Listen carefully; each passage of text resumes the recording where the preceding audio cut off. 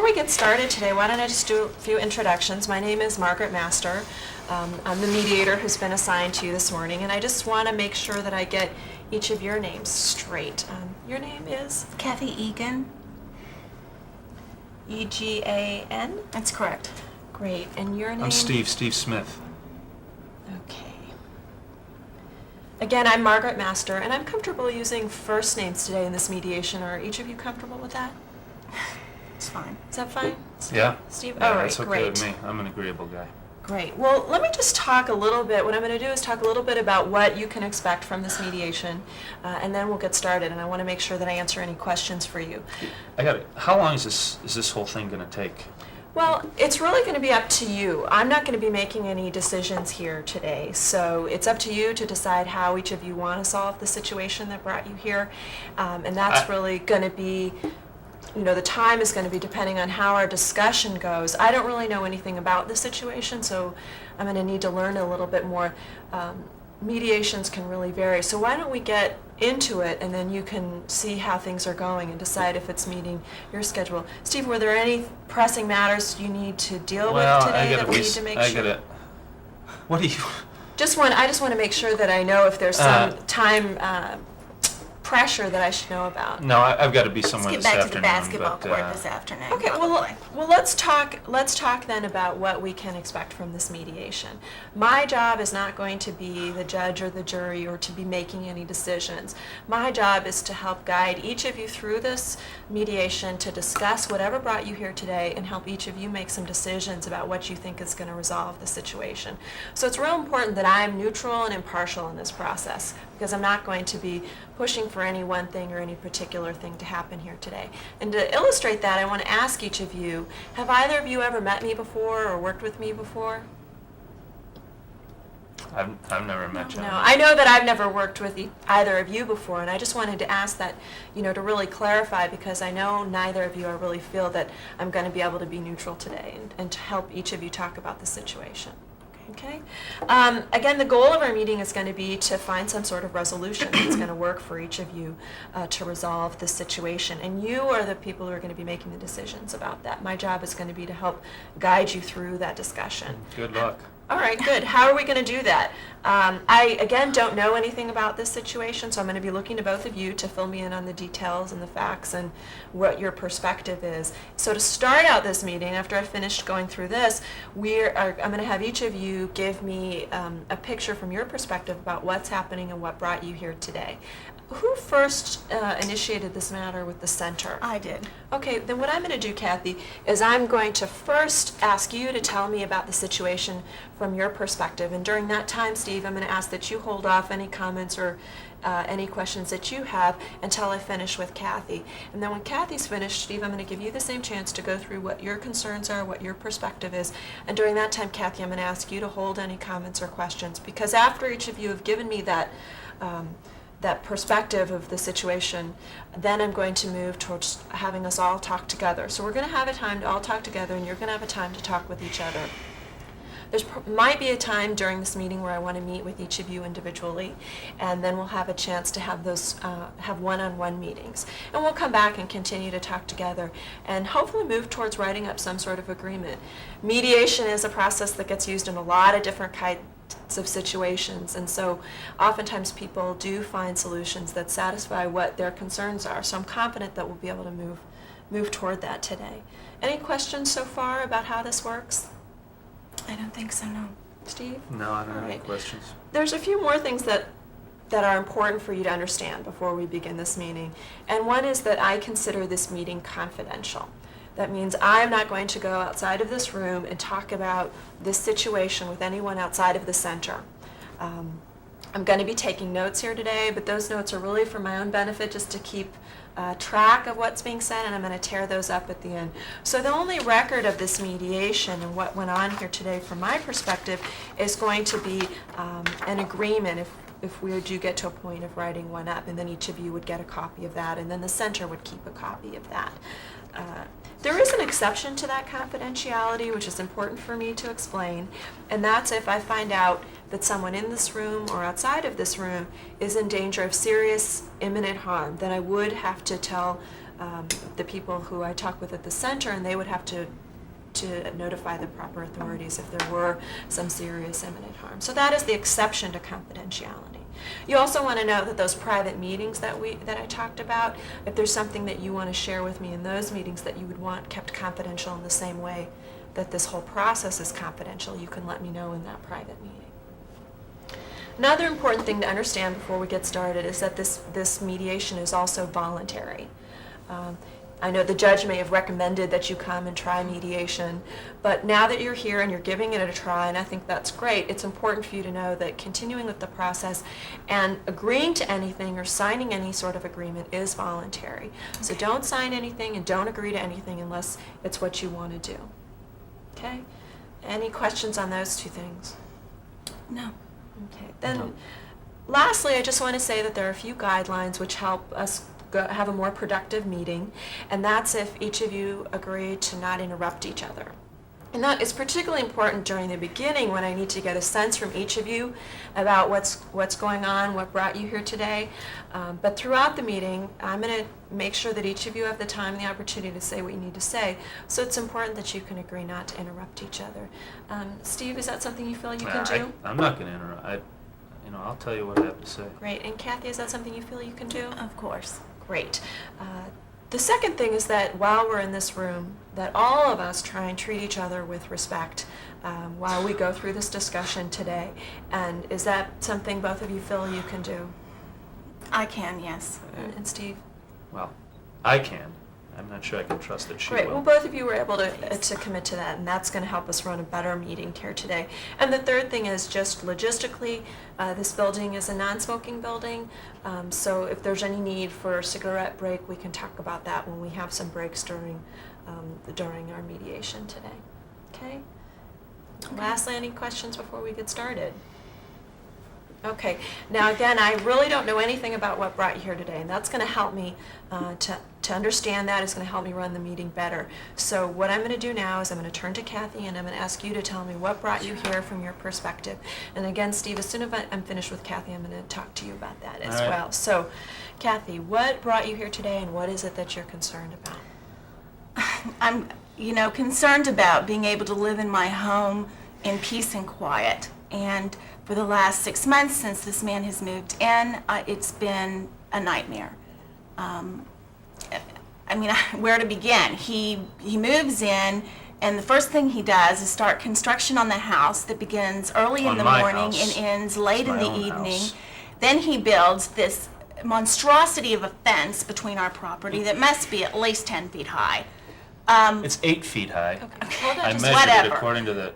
I'm glad that you each have a different perspective on this. Hold on just a second. I know that it's easy to jump in and correct things. Well, she tells you it's 8 feet high, or 10 feet high, and Who I'm cares telling you how the truth high that it it's 8 is? feet high, because it'd be illegal if it was 10 feet high. Steve, I know it's real easy to jump in and correct that, and I want to make sure I get those facts clear. I just don't want to be distracted. So why don't we just hold off a second, and I'll make a note that the fence is 8 feet high, but it seems very large to you, It's Kathy. very high, that's my point. It's Okay. a very high fence. It's 8 feet high. All right. After that, I find out that his lifestyle is completely different than anyone else's in this neighborhood.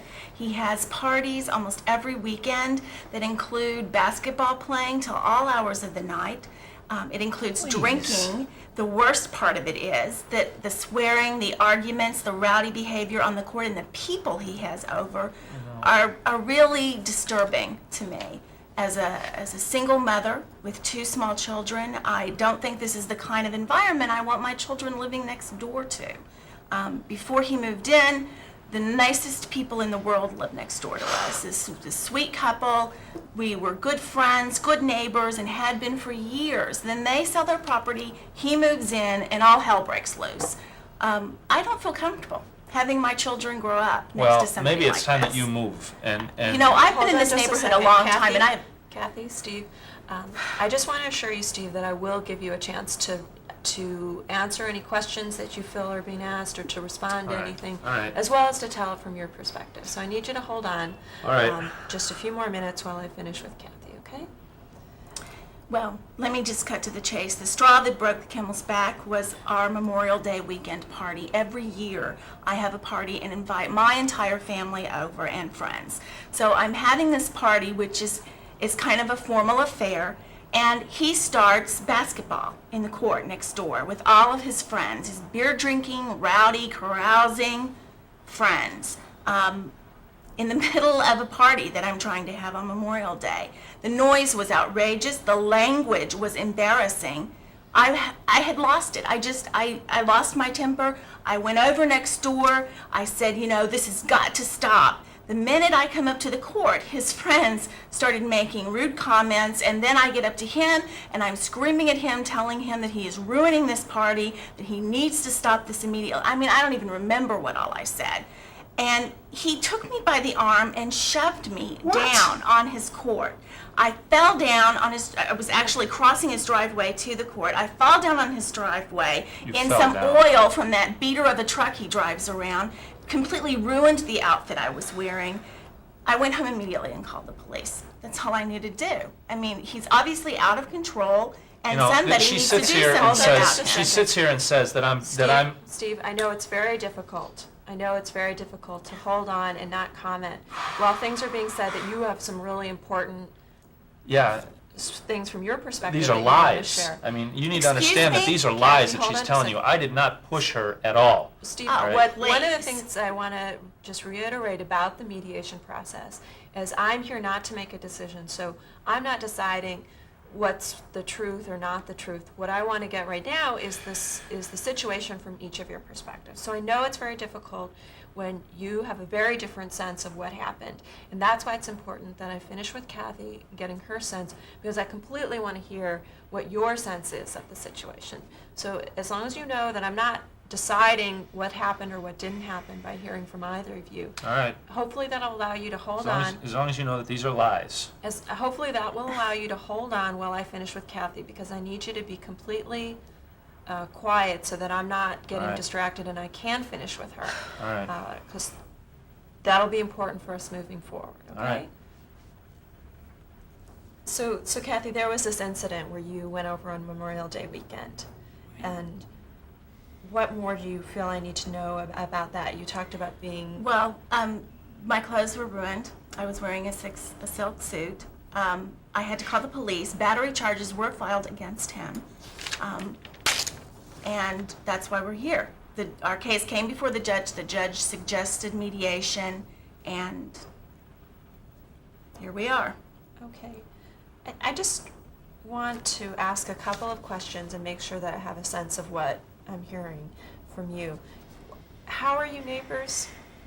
Our backyards connect, Okay. or they did connect before he put up that huge fence. Okay. And Kathy, how long have you been living in this neighborhood? I lived in this neighborhood, before I got divorced, probably about 9 years. Okay, so you've been there for some time. Right. And I want to run through what I've heard about the situation from your perspective. Steve moved in several months ago. It was back in the fall. Okay. And a couple of things that you've talked about, it seems a lot of them relate back to concerns about noise. One of them was the construction. Yes. And another is, it sounds like the basketball playing and some of the Yes. The sounds you're hearing. It sounds like both language and other noise you talked about from the basketball playing. Right. You also talked about a fence that was built and some concerns you had about the fence. You said that you're a mom with 2 kids at home. Mm-hmm. Okay. And it sounds like a lot of these concerns came together Memorial Day weekend a few weeks ago with a party that you were having and some of the activities that were going on in Steve's backyard. You felt conflicted with the party that you were having, and you went over there and this incident occurred where the police were involved. Right. You talked about ruining some clothes. I was dressed for the party. I was wearing a silk slack suit, and Uh-huh. it was ruined when he pushed me down. And he did push me down. I know he's going to deny that, but he did. And when you went over there, you were going over there to talk to him about the the basketball playing at that point? You know, I admitted I had completely lost it. I had tried so many things to get him to behave like a human being in this neighborhood. I had called him, and that got no response. I called the police once, and that got no response. So all these people are at my house. I'm trying to have a party, and they are back there acting like animals. So Okay. yeah, I lost it. So I you- went over to his house. So you went over to his house, and you were very upset and angry, and that's when this incident Right. occurred. Okay, and you were trying to talk to him in other situations as well. Well, this has been going on for a while, yeah. Okay, all right. Anything else that you feel? Do you feel I have a sense of what you're telling me from your perspective? Yeah. Is there anything that you want to correct, or that you feel I have inaccurately told you? Heard No, from I you? mean, other than the fact that I just like him to pay for my silk suit, and this basketball, it's got to stop. Okay. We'll get to what it is you're specifically looking for a little bit more. I want to make sure, and then of course we're going to have a chance to really talk a lot more about that. What I'm going to ask you to do now is hold on, Kathy, while we hear from Steve and listen to Steve, and we will have a chance to all talk together after I finish with Steve. Steve, thank you for waiting there. I know that that's difficult. Yeah, it is. She's telling you Well, I really want to one- hear now from your perspective, because it's important for me to get the situation from both perspectives there. What concerns have brought you here, and what is it? I was brought here because she filed the battery charges against me. That's why I'm here. What she said is true. She's called me. She calls me all the time. She called the police on me. She sent the police over, and I'll tell you right now why nothing happened when the police came over. Nothing happened because we weren't doing anything wrong. We were sitting there having a nice little basketball game in the backyard, and the police came over and said, this crazy woman next door called and said you guys were I'm making sure the noise. police called me a crazy woman. Okay. I'm not Look, interested. all right, I'll tell you- in I'm sitting telling you- watching you Steve, be- Kathy, Yeah. it's really, we're going to be able to move along more quickly if I can finish with Steve, and if Kathy, you can hold on. I'm sorry. Any Just- comments? yeah. And you will have a chance to address any concerns as we talk more as a group later. Again, if you want to write anything down that you feel you might forget to address later toward the end of it, when we have a chance to all talk together, I'll just lay this out as some pen and paper if either of you feel you need to use that at any point. Steve, just tell me from your perspective about, you've moved recently into this neighborhood, and what's gone on with your home. I and- moved in back in the fall. This is my first home. I bought this house, and I spent a good part of the fall fixing the house up. I'm a carpenter, so I work. I work on my own. I work on the place myself in my free time. I built the fence when I first moved in because I knew I was going to have this. I had a half court put in the backyard. Because I like to play basketball. I played basketball in high school. I got a lot of friends. We play a lot of basketball, and I didn't want to have to go down to the Y all the time, or over to the park every time I wanted to play. So we put this half court in the backyard, and it's been great. And I put the fence in because I knew I was going to put the basketball hoop in, and I didn't want to have to be chasing the ball into their yard every time. So you wanted to be playing basketball at home, and you wanted to put the fence there to make sure that the basketball stayed in your yard and all of that. I mean, we could only put an 8-foot fence up, so I put the 8-foot fence up. I built that myself when I moved in back in the fall, and installed it. I made sure it was on my property, and nobody's got any right to say anything about my fence. I put it in there, and it's my fence. And it's there because I didn't want to have to chase the ball into her yard every time it goes out of bounds or something like that. So that's it. What she said is true. The cops came over. The cops, like I said, said this crazy woman next door called and said you guys were making noise, and they were standing there watching us, and we were just playing basketball. I mean, it's not a big deal. We're playing a little basketball. So Talk about the incident that brought you here today. okay, she's right. That was one thing she didn't lie about. It was Memorial Day weekend, and she, I guess, had a bunch of people over. I mean, I didn't know what was going on next door. We got the fence. I couldn't see what was going on next door. and I had some friends over. It was we were cooking up some hot dogs and stuff, and having a few beers, and we were having a little party ourselves. It was not a big deal. There were, I guess we probably had 15 or 20 people there, and we had a couple of different teams that come over regularly and play. We have guys I work with and some of the guys I went to school with come over, and we play basketball, and we had a couple of games going on, and it was like a little tournament. We kind of had like a little 3-on-3 tournament. So there was so you had some guests, you had your own sort of social activities Yeah, going it was on. just a little barbecue. It was no big deal. And I don't know what happened. I mean, I was just sitting there, and all of a sudden I heard my friends talking, and they knew about this woman because they'd been there when the cops came by before, and they had heard the phone calls before, and so they knew, and so they started. I heard them talking because I was actually out on the court at the time, and she comes over, and I kind of met her right at where the court ends. I was like, I say, hey, what the hell are you doing here? This is, and she came over, and she was absolutely a ranting, raving lunatic. I mean, the woman was completely out of control. Her arms were flying everywhere. She was screaming and yelling. That's why my friends were they're saying, hey, calm down, woman. I mean, she was just out of control, completely out of control. And she came over at me, and she's screaming about stopping playing basketball and all this other stuff. And I said, get out of here. I'm not gonna sit here and listen to you on my property talk to me like this. This is my house. Get off of my property. Okay. And she came at me, and it's not like I was scared, but she came after me, and I blocked her, and she tripped it because, like I said, it was right at the edge of the court. She tripped and fell back into the driveway. Okay. And she had that awful suit on. She talks about that silk suit. I think I probably did her it was probably the best thing that ever happened to her. That suit was ruined because that thing was so just there was this repulsive. physical incident that happened, and then is there anything else about the situation that you think I need to know about? Well, then the cops came by, and they said it was the same guy who had been by before. And he said, I'm sorry, she's filed battery charges against you, and so I got I don't know what it is. I had to go to court for it. Okay. Let me just run through what I've heard from you and make sure that I'm getting your perspective on the situation. You mentioned a couple times that these court charges are something that are of concern to you.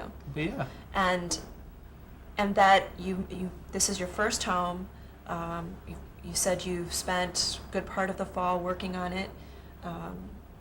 And one of the things that you did was to build this fence, which was important to you so that you could be at home to play basketball, building the half court. Sounds like you... I built the court in the spring. I built the okay. thing in the fall. All right. So the fence preceded the court. Yeah. In a way to keep the basketball in your yard. I was trying to do her a favor so we wouldn't Okay. be chasing the ball into her yard all the time. And it sounds like there have been times where you've heard from Kathy in phone calls, and as well as this incident about the police. So there's been some conflict there between the two of you as neighbors Yeah, there is. over the basketball playing. Do you know if there's been any other concerns? She just comes over whenever, Okay. or calls or whatever, anytime we're playing basketball.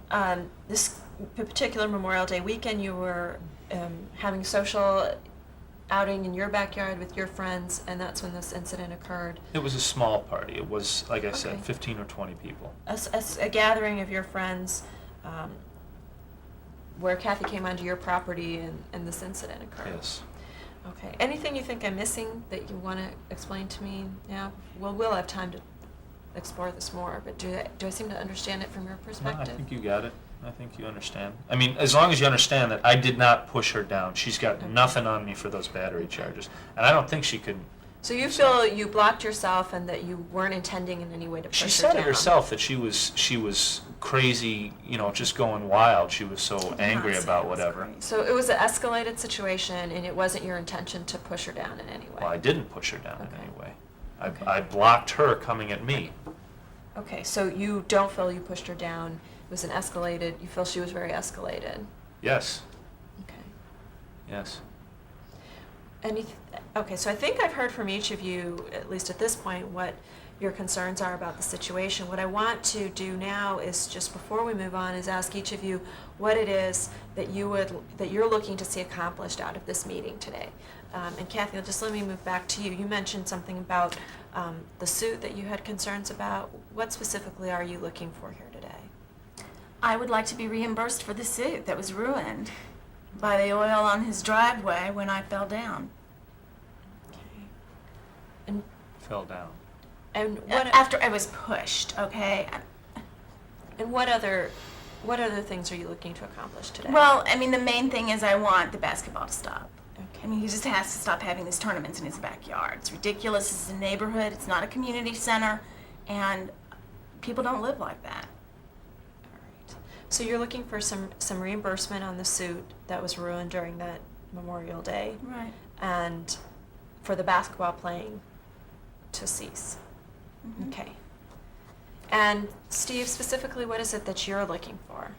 Well, that's not going to happen. I'm not going to stop. You know, it's my property. I can play basketball on my property. So if I want. continuing to play for you is important. Yeah. What else are you hoping to accomplish out of this Well, meeting she- today? You talked a little bit about.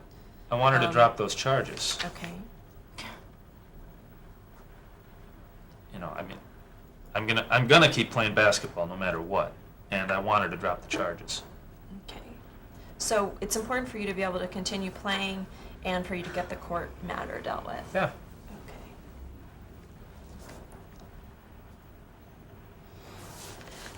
What we want to do now then is move so that I've heard from each of you individually and appreciate both of your efforts to try and let me get a better sense of what's going on with the situation. And now what we want to do is move so that the two of you can talk with each other and we can all talk together a little bit less formally. Before we do that, let me just outline what it seems that are the issues that we need to deal with today, that we need to discuss. Both of you have a concern with how to be able to use your property. Steve is talking about the basketball playing being very important, and Kathy's saying that that's interfering in her home and that the noise is causing some problems.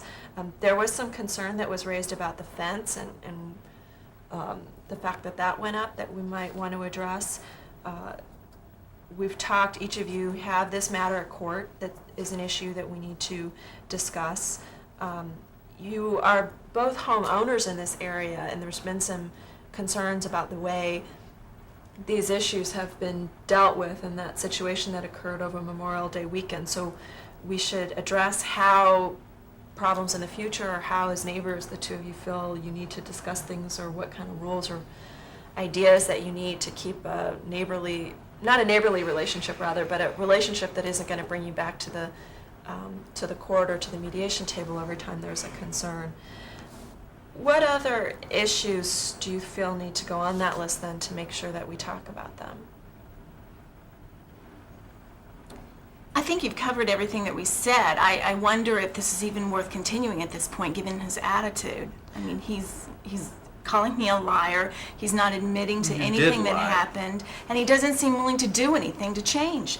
Well, we're still at the beginning of our meeting, and I know that each of you may feel that it seems like it's a pretty big mountain to climb, but we're still at the beginning of our meeting, so why don't we dig in and all talk together, and maybe we can learn a little bit more about what each of you expect from each other. Let's talk a little bit at the beginning about this fence, which I know isn't necessarily the most important issue today, but it seems like something that there was a little bit of It's an 8-foot fence. miscommunication about that might help us resolve that. Kathy, you seemed frustrated by the fact that the fence went up, and I'm wondering if you knew any of the reasons that Steve had for putting up the fence. No. No. No, all I know is that this kid moves in next door and starts tearing up his house. This and kid who building bought other his own things. house. Okay, Well, whatever. Steve, maybe you can explain to Kathy, I know you talked about him a little bit when we were talking, but explain to Kathy your motivation, and maybe you can ask him to address any of your concerns about that fence, Kathy. Why did you put up the fence, Steve? I Can you told you, explain I that to put up the Kathy? fence because I knew I was going to put in a basketball court, and I wanted to make sure that I didn't have to chase the ball into her yard every time. All right, and she talks about tearing up the house and all this other stuff, and you know, and these great friends that she had who lived there. I'm telling you right now, those people were disgusting pigs, all right? They lived in that house. I don't know how long they lived there, but I have absolutely had to take the entire place apart from top to bottom. I bought the place thinking it would be a little fixer-upper, and I'm happy to do that. These people were not disgusting pigs. These people were an older couple who maybe couldn't do Look, everything that should I'm have been telling done you to that that they were house. disgusting. They were wonderful people, and you have no right to sit here and talk about them I'd like live in that. the house that Kathy, they used to live Steve, in. Kathy, let's focus away from the people who used to own the home. And I mean, I understand that you had a close relationship with them, and you may be frustrated by the way they left their house. In terms of not evaluating them at this point, Kathy, moving just back to the fence, which now that you know some of Steve's reasons for building the fence, does that change your perspective on it?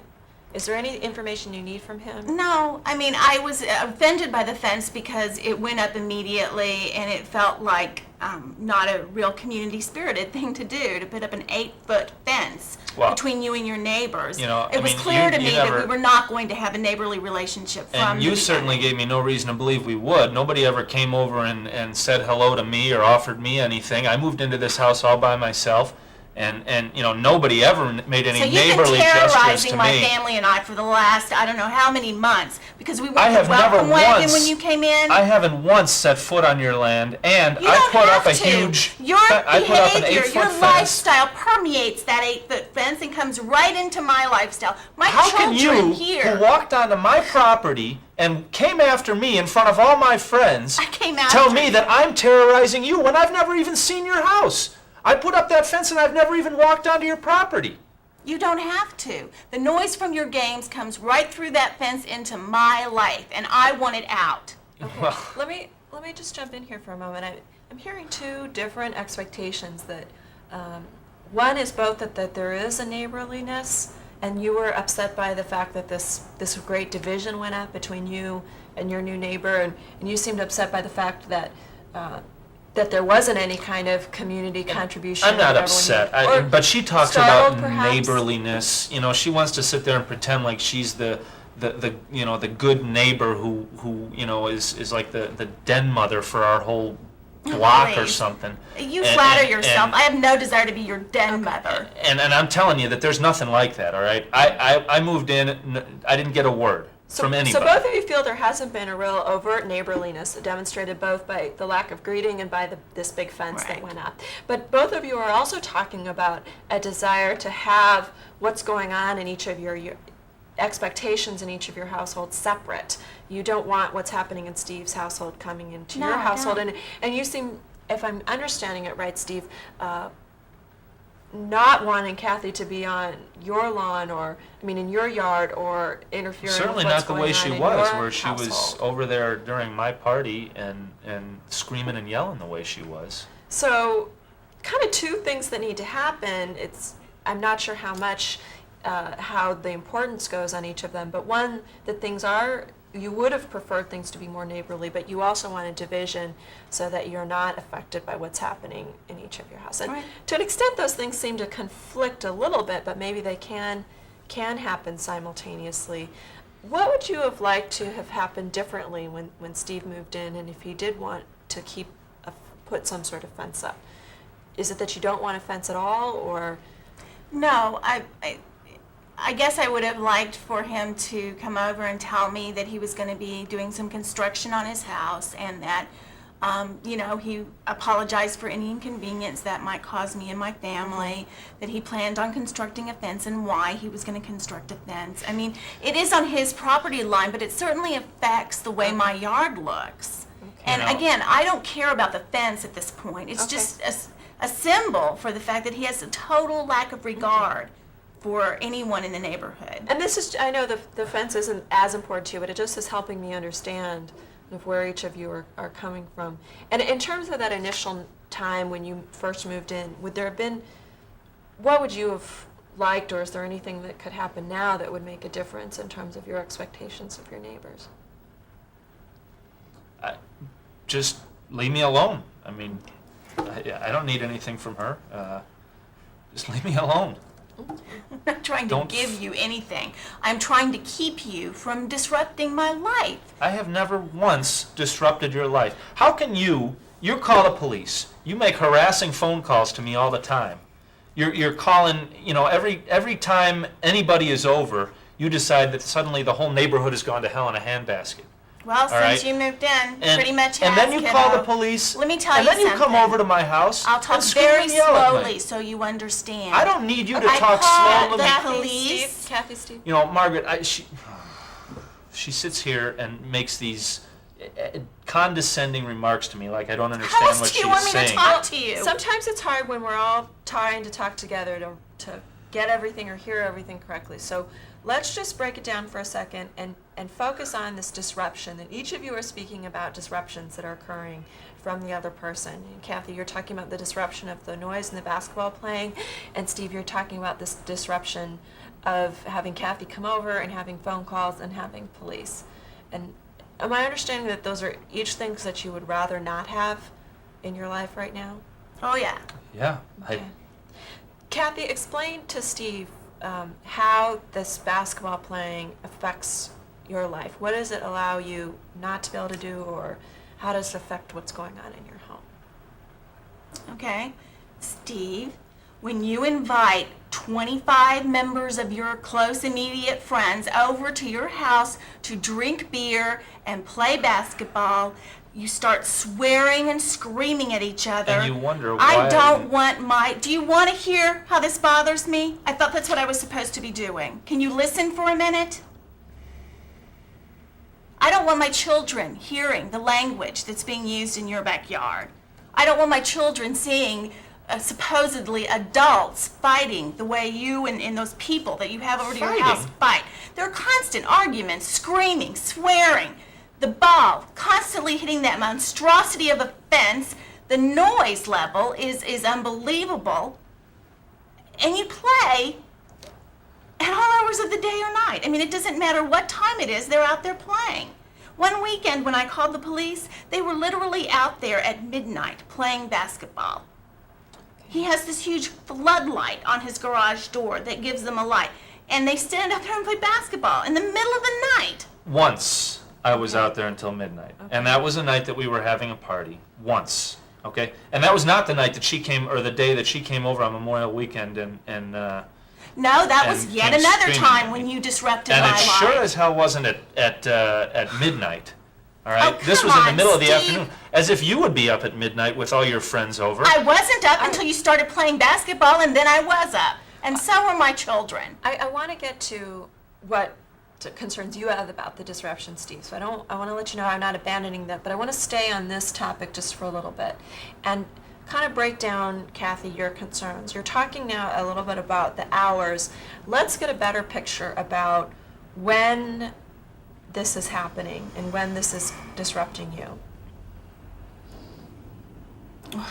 God, it's hard to think about when it's not. I usually get home around 5 o'clock on a weekday.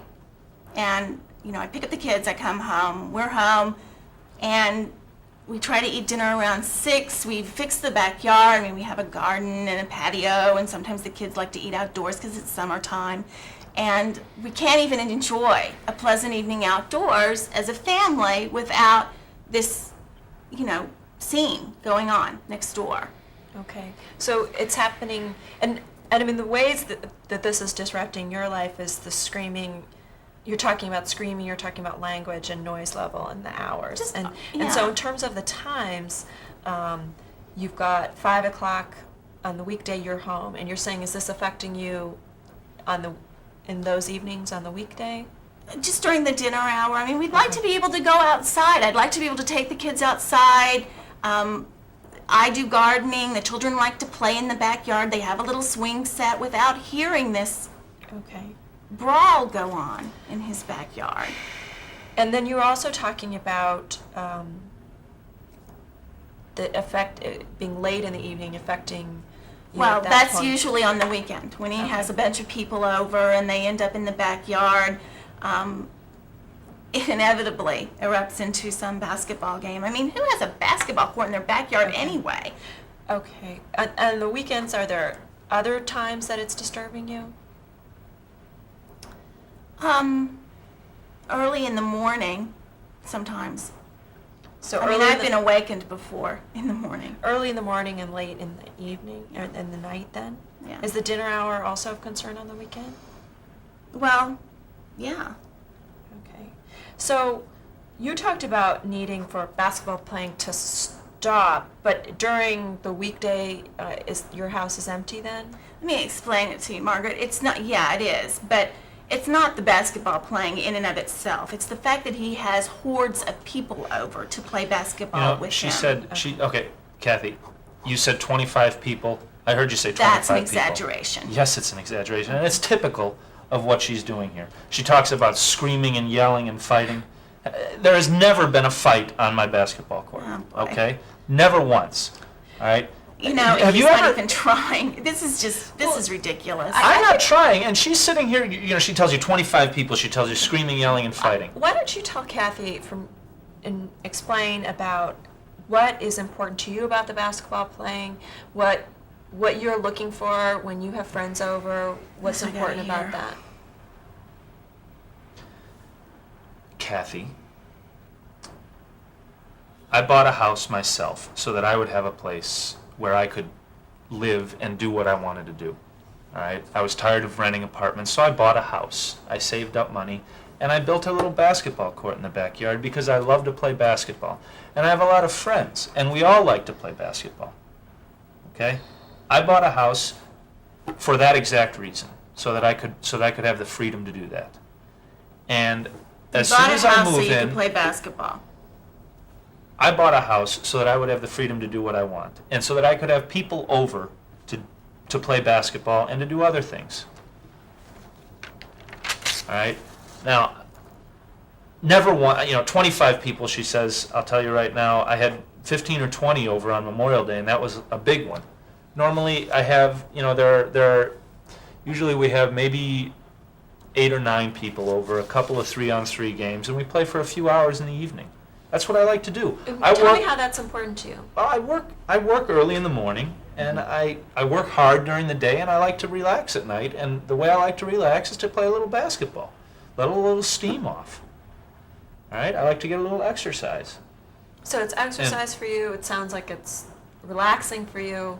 Yeah, I mean it's what I like to do, and it's a way to spend time with my friends, and my friends like to play ball too. So we go out back and we play a little basketball. I mean, that's, and you hear screaming and yelling. Well, I'm telling you that it's not screaming and yelling. It's people talking back and forth on the court. Have you ever been to a basketball game? Have you ever heard anybody playing basketball before? Do you know that that's what happens when people play basketball? Have you ever been to a pro game where you can even hear them talking trash on the court to one another? It's not a big deal. It's not fighting. It's just playing, it's just the game. So those are some things I imagine you haven't heard before about what's important to Steve, about what's going on. And you were before explaining some things about how the basketball is affecting your house. In terms of how you say that that's a normal part of the basketball playing, is this Yeah. talking and all of that. And I'm hearing Kathy raise some concerns about how some of those things are affecting what's going on in her house. Are there ideas? And I'll tell you right now, if she thinks her kids don't hear those things at school, if she thinks her kids don't hear those things at the playground where other people are playing basketball, she's fooling herself, which wouldn't surprise me.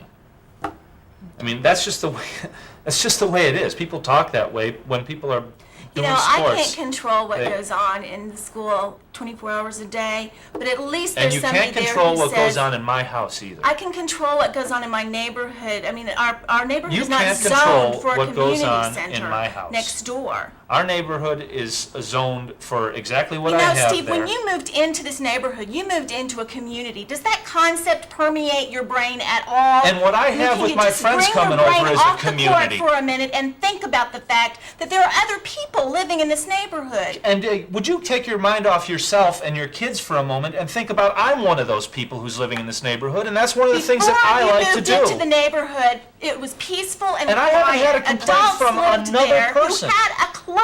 Nobody You are has such complained an at all. idiot, Kathy. Nobody else has complained, but Kathy. you. That's not Kathy, true. You're Steve, just the only Kathy, bitch in the Steve, neighborhood who Steve, sat there and complained. Steve, okay.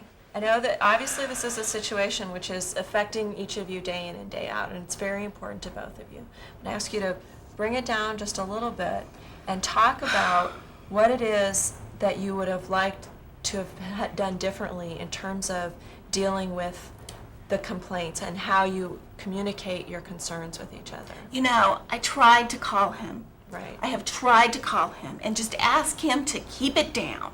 Just watch the language and keep it down. I tried to do that. He didn't respond to that. I mean, he pretty much just blew me off and hung up, thinking that I was just going to go away or be intimidated by his demeanor. Well, I'm not intimidated by some, lame brain idiot that moves in next door. Okay. All right, I'm not going to be run out of my own neighborhood by this man. So your first effort was the phone calls, and what about those phone calls didn't work for you, Steve? I was sitting there. It was an evening. It was a nice spring evening. We were playing basketball. I wasn't going to stop and tell my friend, "Oh, sorry, the neighbors called and said that we can't be out here anymore." I told her no. At that point, I wasn't told her asking you to absolutely not not. be out there. I was asking you to watch your language. Okay, so earlier on in this situation, Kathy, your expectations for what would have worked well in this neighbor situation were different than your expectations now. Exactly. And at that point, toning the language down would have been something that would have been acceptable for you. Right. Just watching the language and being cognizant of the fact that there were, mindful, thinking about the fact that there were children next door. Okay. And it just sounds like that the language issue and your children is one of the more important things that this basketball playing is disrupting. Yeah, it is. Okay. And are there ideas that each of you want to talk about? You had some ideas originally when you called, and Steve, are there any ideas that you have that might make a difference in how what you want to be doing in your backyard and what you want to be doing in your backyard isn't going to affect each other? She can put her garden and her patio up in the front yard and sit out there. So where each of you are enjoying your yard is one idea. Or she can just not be out there when we're out there playing basketball. So I would never be outside, Steve. Look, we're out there scheduling in the- times. Okay. Yeah, scheduling times. What, any other ideas that you might have, Kathy, about how to address the disruption from each of your expectations about what should happen in each of your yards? Again, I think that he could watch his behavior. I don't really believe that's possible at this point. And I think he doesn't have to play constantly. He doesn't have to have these groups of people over to play basketball. So the number of people being one way of maybe modifying the situation. Right. And watching the behavior. So if it was just 2 people, that would be okay with you. Would certainly be different. Okay. Okay. I think that we have done some good work here. I know I understand the situation more, and I'm hoping that each of you, even though some of the discussion has been difficult, maybe understand the situation a little bit more from each other's perspective.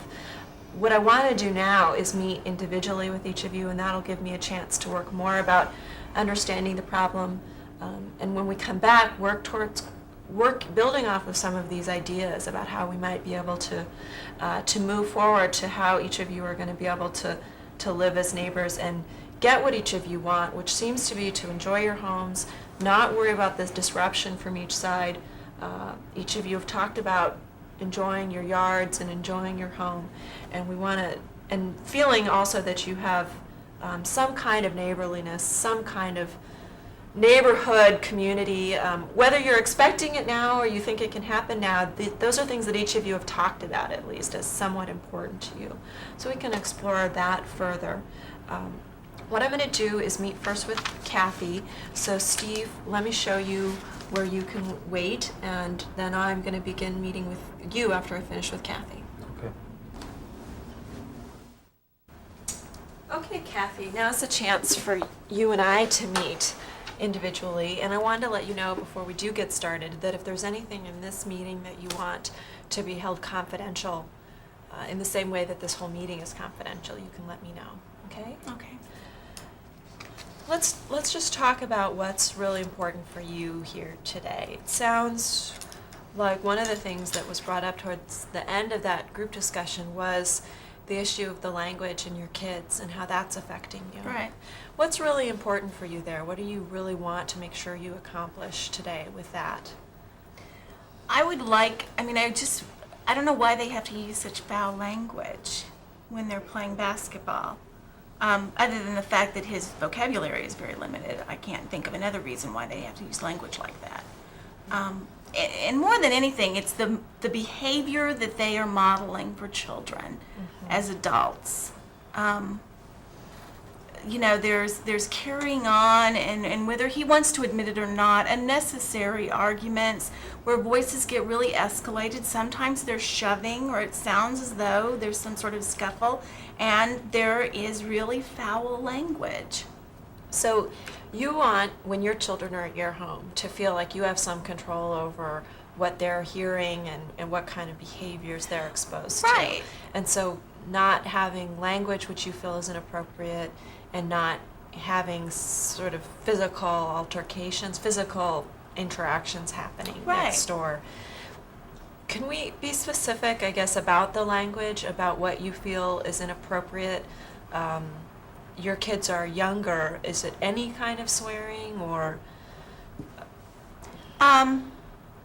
Well, obviously I've said to my children that we don't use curse words in our home, we don't swear in our home, and so what'll happen is that we'll be outside and they'll be playing or something, and one of these little episodes will take place, and the kids will be saying, "Ooh, Mommy, he said a bad word," and how come he can say those words? Well, he's a grown-up. I thought grown-ups didn't talk like that. And it just becomes this big moral lesson in our backyard. And I don't want them in that kind of an environment.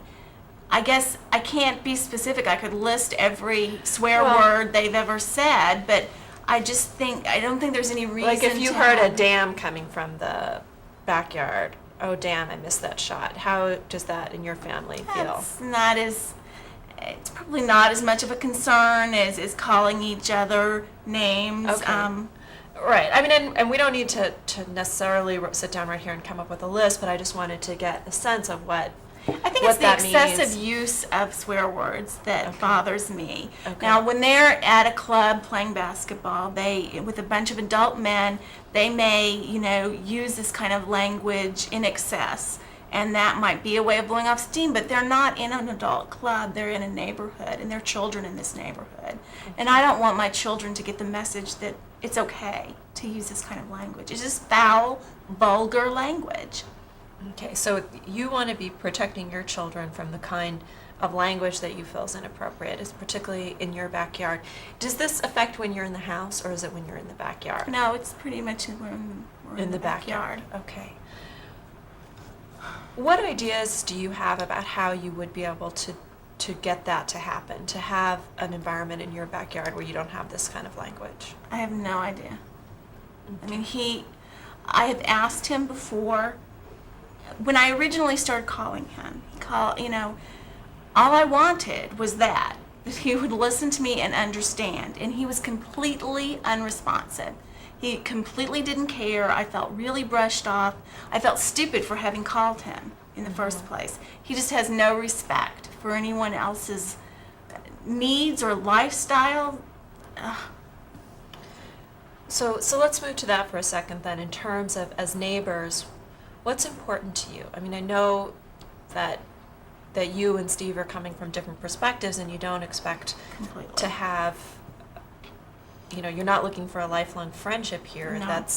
I'm hearing that. But what is it that you're expecting from your neighbor, and what is it that you would want him to be acting like when you do interact with him? Courteous. I mean, I just want him to respond when I say there's a problem, to amend his behavior. I'm not asking him. He keeps thinking that I want to have control over his life. I don't care what he does, as long as it doesn't affect me and my kids. I mean, I'm just asking him to be courteous, Okay. to respond, to have some respect for the fact that there are other people living in this neighborhood. So when you make a phone call, you would like to feel like you had some response back? Yes, that he would listen to what the problem is and respond. Amend his behavior. Okay. Are there things that you think that happened during phone calls before that might have that you might be able to do differently that would make that more likely to happen?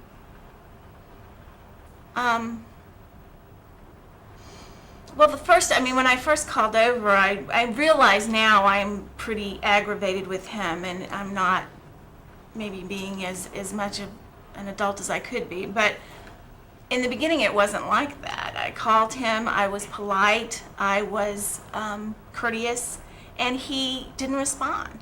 So then my behavior escalated. Okay. And yeah, I've And completely lost did that respect work for him any at this better? point. Not in the beginning, no. I mean, he didn't respond. He would say, okay, but it didn't change anything. And do you feel things have changed at all now with the No. escalation? Huh. Okay, just so if I can have a sense of how the perspectives have happened. Okay. So in terms of getting a better control in your yard over language, and when your kids are exposed to this language, what ideas do you have? I mean, you weren't sure if you had any about how you could avoid having your children exposed to this language. You talked before when we were all together about some scheduling issues. Right. I realize that I probably can't get him to quit playing basketball altogether, but I think he can limit the number of people that are over at his house at one time, and I also think that he could just allow us some time in our backyard when he isn't out there. When is that most important for you to have that time? Well, usually, now that it's summer, we do like to eat out on the patio a lot. The kids enjoy that. They like cooking out and eating on the patio. And if we could just have some time during dinner when we could they could play, and we could be out in the backyard, without them playing basketball in the backyard. That would be good. Without any basketball? Without any basketball. Just some quiet time around dinner time. What is dinner time? We eat at about 6:30 on the And weeknights. how long is your dinner time? Around an hour. We're usually finished around 7:30. Okay. I try to put the kids in bed around 9, and it would be good if he could, not be playing basketball after 9 o'clock with these hordes of people.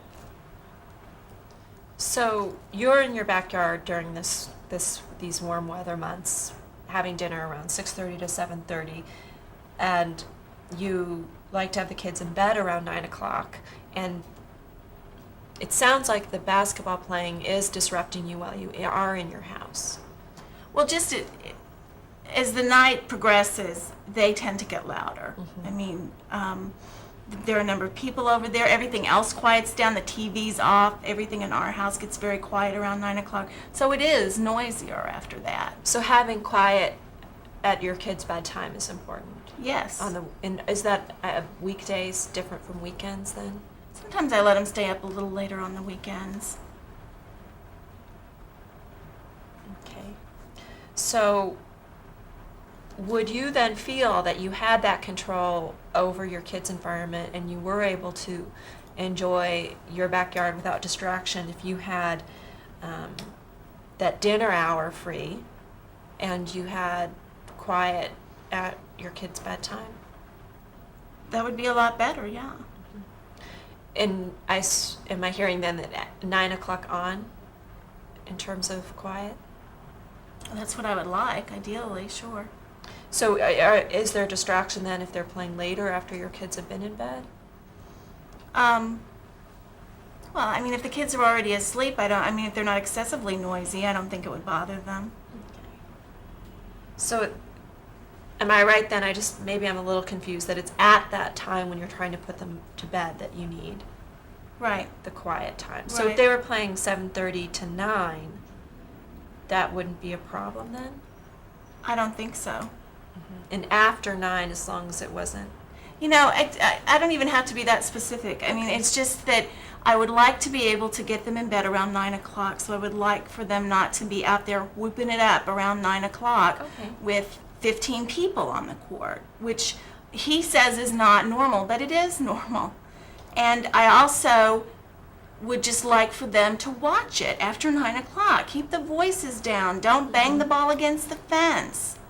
You know, they really get pretty noisy. I mean, we're talking about at least 9 guys out there that are as loud and as big as he is, and they can get really noisy.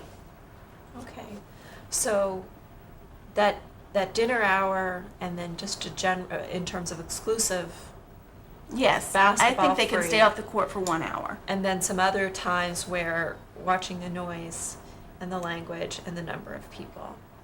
Right. Is there anything different that we need to talk about in terms of weekends then? Again, I mean, that's usually when these parties happen really late at night. And so I don't think he needs to have that many people over there playing basketball into the wee hours of the morning. If he would just use some common courtesy. What would common courtesy mean for you in terms of when you think the wee hours of the morning should, what is too late for you? What is too many people? I don't think more than 2 or 3 people need to. I mean, I think it's insane that he would play basketball until midnight, but certainly not with a whole group of people. So I don't know. I mean, I can't 2 or 3 people and limit it to that many people, and don't play after midnight. Okay. And does the dinner hour concern your desire to have that time in your yard basketball free also include the weekends? No, but I would like to be able to let him know. I mean, I don't know. I would like to be. I have people over on the weekends. First of all, I don't have the kids every weekend. I'm divorced, and my husband has them every other weekend. But I do like to have people over, and if I'm going to have a special occasion in the backyard like we did on Memorial Day, I'd like to be able to ask him not to play and for him to respond to that.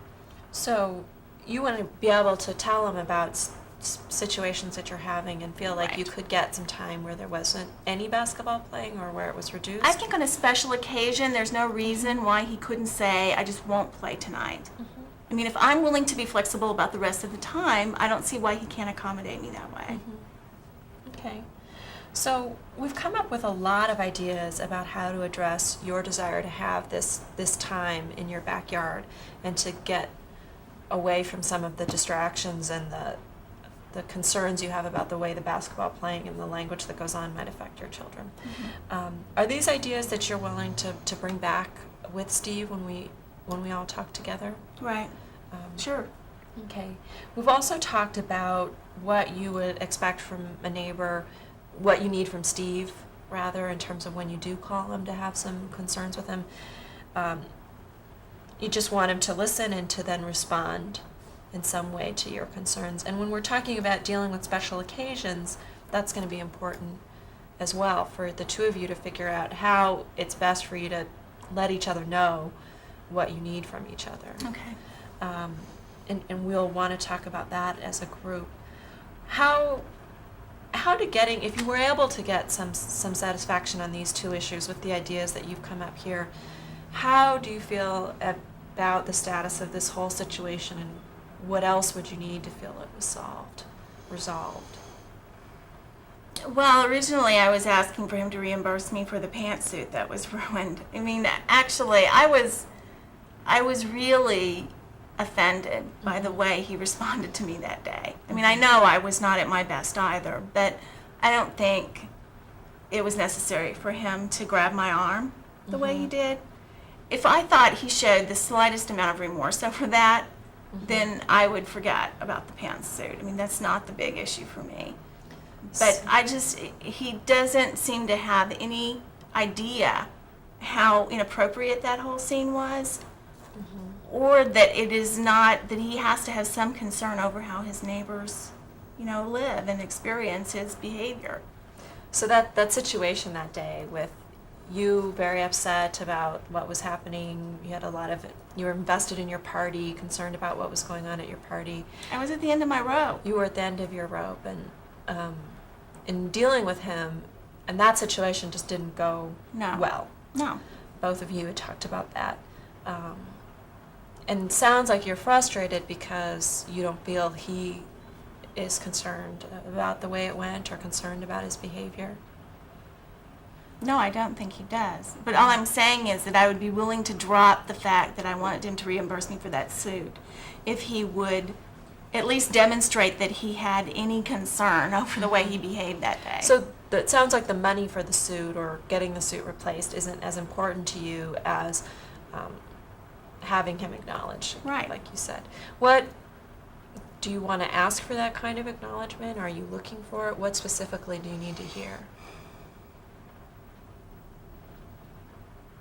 Well, I'd like to hear that he regrets the fact that he grabbed my arm, that he thinks he behaved inappropriately.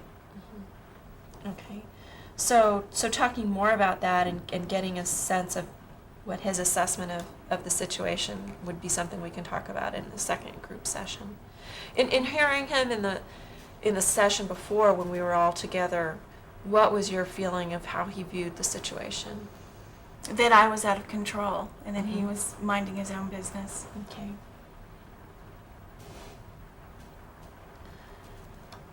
Let's talk about the court matter. Okay. What do you see happening with that if you're able to get some resolution on the language and the noise and talking to each other when you have issues? You know, I'll drop the charges against him. I know that's what he wants, and I have no desire to go through with a court proceeding. The state's attorney told me, that it was unlikely that anything that would happen in court was going to help me anyway. So again, it sounds like what's most important to you is feeling like you can enjoy your backyard with your children and Right. have a neighbor you can address with some concerns. Right. And the court matter, if you can feel like you get some of those things, the court matter is something Right. If you'd he be can willing respond to close some off. of the issues that I'm talking about, then Mhm. there won't be any reason to go any further in court. Okay. Well, let's talk a little bit. We've come up with some ideas, and you sound like you really want to move forward towards getting the situation where it's livable for each of you and for getting your need to have these situations handled differently in the future. But let's talk about if we aren't able to get some of those things today, if we aren't able to resolve it, what's going to be likely the next step for you? Well, I'll have to go forward in court. I mean, I don't know what'll come of that, but I'll have to pursue it. He'll give me no choice. Okay. And tell me a little bit about what you know is involved with that. Time, Mm-hmm. actually, on my part. I had to take off time from work to be there, time I don't have. Okay, so it sounds like, as you said before, you don't expect a lot to happen from the court matter, but if you don't get what you need today, you'd go forward with it. That would take some time away from work and other matters as well. What would you expect the resolution to be? I really don't know. They were pretty Okay. vague about that in Okay. court. And I've never been through a process like that before. So, I would hope that they would penalize him in some way. Okay, but it sounds like there's some uncertainties with what you could expect I from can that barely get process. the state's attorney to talk to me at this Okay. point. So that they're not very responsive. I don't think they What see kind this of as a charge very was big it that you deal. filed? Battery. A battery charge, okay. So would they address any issues beyond that incident, do you know? I'm not sure I understand what you're asking me. Would the court matter address any issues that you have beyond the battery Oh, incident? the incident that took place? I Yeah. don't know. Okay. if they So would or there's a not. lot of uncertainty. I want to ask a couple other questions about some things that just came up before in terms of the rest of the neighborhood and how Steve's the basketball playing that's affecting you in this way. How is it affecting your other neighbors?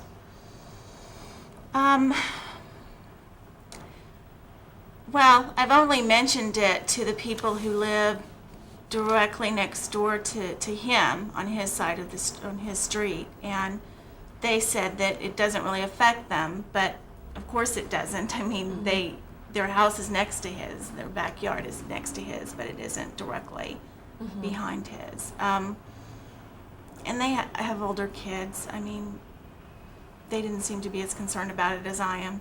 Okay, so the rest of the neighborhood doesn't seem to have as much of an issue about it as you do. Well, nobody said anything. I mean, I don't know. Okay. In terms of this meeting where you've had a chance to talk with Steve, has there been anything that you've learned or understood that you think has affected in a positive way the way you might be able to deal with him in the future? Because it sounds like there's a lot of frustration between the two of you, and that you don't necessarily, each of you, see the other person as someone you might get along with. No. And do you think that might be coming through in the way you've interacted with each other in the past? I'm sure it does. Mm-hmm. I mean, I know I've been condescending toward him and difficult. It's been a response to the way he behaves and the fact that he doesn't seem to care at all about how his behavior affects anybody else. Mm-hmm. And you had talked about how you'd like to see some acknowledgement of his responding to you and of also that particular situation. But as we go through the whole list of things that we're talking about could be done, are there any things that you think that you might be able to do that would make a difference? Well, I could talk to him differently, I suppose. Try to be more polite. And we don't necessarily have to come up with any response here. It's just something for us to, to be thinking about as we come back into the second meeting and try to explore different ways to resolve this problem. It seems like we've covered the things that you wanted to address here today. Is there Yeah. anything that I've missed? I don't think so. We've talked about scheduling and then how to deal with each other when you talk on the phone or however you talk, and those are things we're going to need to talk more about when we all come back as a group. And you said you would feel comfortable exploring some of those and suggesting them. Sure. Is there anything that we talked about that you would want to make sure I did not raise or bring up in a group meeting that you would want me to keep confidential from Steve? I guess the fact that I haven't really heard this outpouring of concern on the part of the other neighbors. Okay. The fact that the other neighbors aren't concerned would be something, I don't know that they're not concerned. or but that you're not aware Right. necessarily. Okay, that will be something I'll make sure to keep confidential. Anything else? I don't think so. What I'm going to do now is I'm going to meet with Steve and explore with him what ideas he has and what he's looking for, and then when we all come back together, you can each begin to share some of the work that you've both done. Okay. Okay? Let me get Steve, and then I'll show you where you can wait. Okay. Okay, Steve, thanks very much for waiting while I met with Kathy. Now I want to meet with you and talk about what is of concern to you and what we can do about it. But also, I wanted to remind you that if there's anything that you would like kept confidential in this meeting between you and me that you don't want brought back to the group session when we meet with Kathy again, let me know. Yeah, Okay? I'm just pissed off. I mean, this woman she went off the deep end, and she finally, she fell down, and so now she thinks she's got something against me, this battery charge. Mhm. And it's been nothing but a pain in the ass ever since this spring started, and we were able to be outside. Mm-hmm. And it's just bugging the hell out of me. So it's been a very frustrating situation for you, and you said before how important the basketball playing was to you, how much you wanted to buy your home, to enjoy your yard. I mean, that is why I saved up money. I've been working ever since I got out of high school. I've been working hard. I've worked my way up and made enough Mhm. money that I could afford to buy my own house. Mhm. And it's the American dream, have your own house. Mhm. And I finally did it, and I've made it my home, a place I want to be, a place I want to invite my friends Mhm. and my family over, and So you know, having that space to do that is very important. yeah, and to I'm you. not gonna let her dictate to me when I can play basketball. I mean, it's my property. That's why I built the fence. She doesn't, Mhm. she thinks I built the fence to be a jerk. Mhm. Mhm. So you wanted to build that fence so that you could play the basketball. You were trying, it sounds like, not to have the ball go over the yard into her yard, which it seems like would be a benefit for you because you don't have to go get it, but also that you were looking not to have the I ball don't in her want to yard. bother my neighbors. Mhm. I don't want to bother my neighbors. None of my other neighbors are bothered. I haven't heard a Mhm. thing from anybody else, but her. And I built the fence just so that it wouldn't be more trouble. So So given that playing that basketball in your yard is very important, what else is important to you about the situation? You talked about some frustration with the phone calls that you've gotten in dealing with Kathy in the past. It's just, I mean, the phone calls are a pain, but, I mean, I can turn the ringer off on the phone or just not answer it or whatever. I don't really, but she started calling the cops, and she started, sending the police over. And, I mean, the police, when we were together, I said that they said she's a crazy woman and all that and stuff, but, I mean, they tell me that I need to keep it down a little bit, and it definitely disrupts the whole evening whenever they show up, and they've come over, I don't know, once or twice or something now, and then, of course, the time that she fell down in the driveway. So am I right then in what you're looking to accomplish is to be able to play your basketball and enjoy your home without the disruption that you're getting from Kathy and from Yes. the calls to the police and all that? Yes.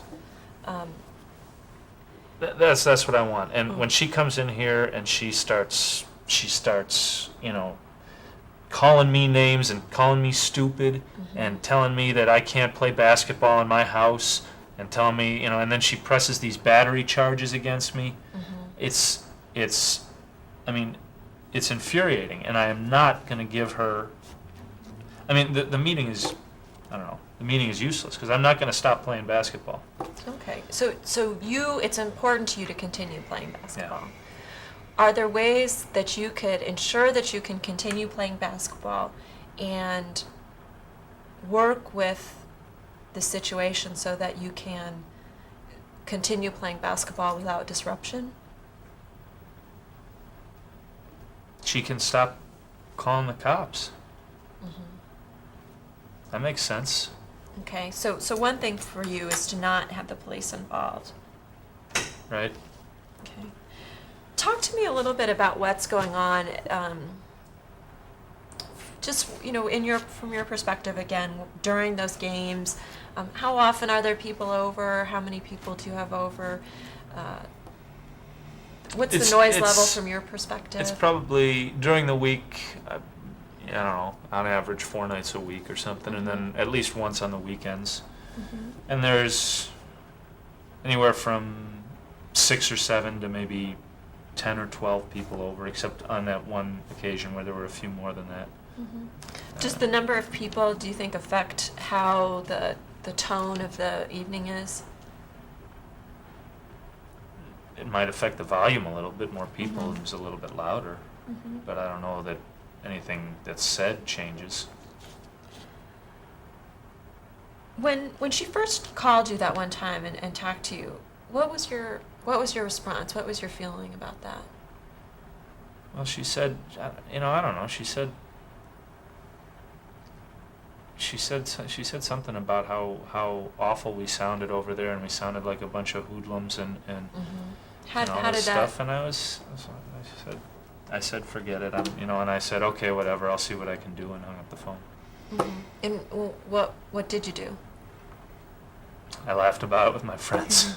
So how did that phone call? Sounds like you didn't feel very good about what she was saying. You didn't like the way she said it. No. And she completely. She showed no respect to me when she called from minute one. She calls up and and you've heard her in here saying how stupid I am and acting like I can't understand what she's saying. She was the same way on the phone, and I've got if she shows me no respect, she'll get no respect from me. So would there be a way that Kathy could have done something differently that would have affected the way you would want to have dealt with the situation?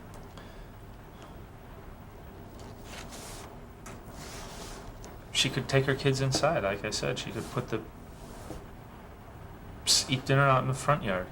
Okay. So to change where she enjoys her house. Yeah. Okay. Or be out there during the day when I'm not out there. I mean, I work during the days, so.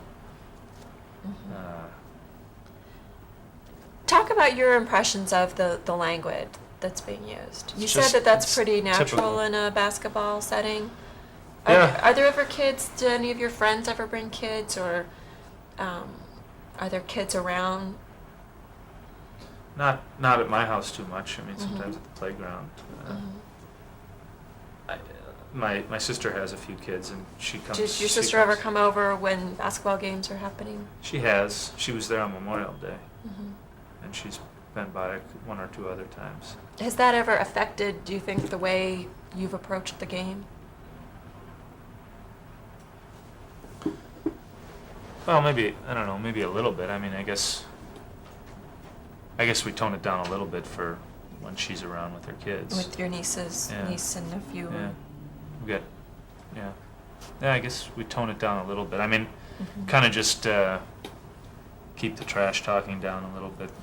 You know, my friends understand that. I guess. Okay. Let's talk a little bit about this court matter. You said that it seems like it was pretty upsetting to you to have this charge filed, Yeah, it and was. that was something that was very important to you make sure you got resolved today. Well, How does this affect you to have this court charge? first of all, I don't think I'll lose if it goes to court. There's no way I'll lose. She was at my house, she was on my property, and she came after me, and I've got at least 15 people who will testify to that if it ever came to it. So she's not gonna win the case. So you feel confident about the Yeah. outcome, but let's talk about what it meant to you to have this charge and what it means to you to deal with it. That was the problem. I had to take a day off work to go in. You know, and my boss isn't too keen on the idea of me being in court with a battery charge against me. And I don't think, and obviously I'd have to take at least another day on. I guess I'd have to hire a lawyer if it came to that. So that's. I mean, I know I'd win, but it's just it would be a pain. So that would take some time. It would cost you some money, both in terms of time off work and in terms of maybe hiring some assistants. And let's say you won, that the charges were dismissed or whatever by going to court. Which is what happened. And you're very confident of that. What would the situation be like around the basketball playing and you being able to enjoy your yard without the disruption from Kathy? How do you think that would affect? If I won? Yeah. Or if you went forward with the court matter and let's say the outcome was that you won. Well, I guess, I don't know, I guess it wouldn't change very much. She'd still probably call the police every time she got a bug up her.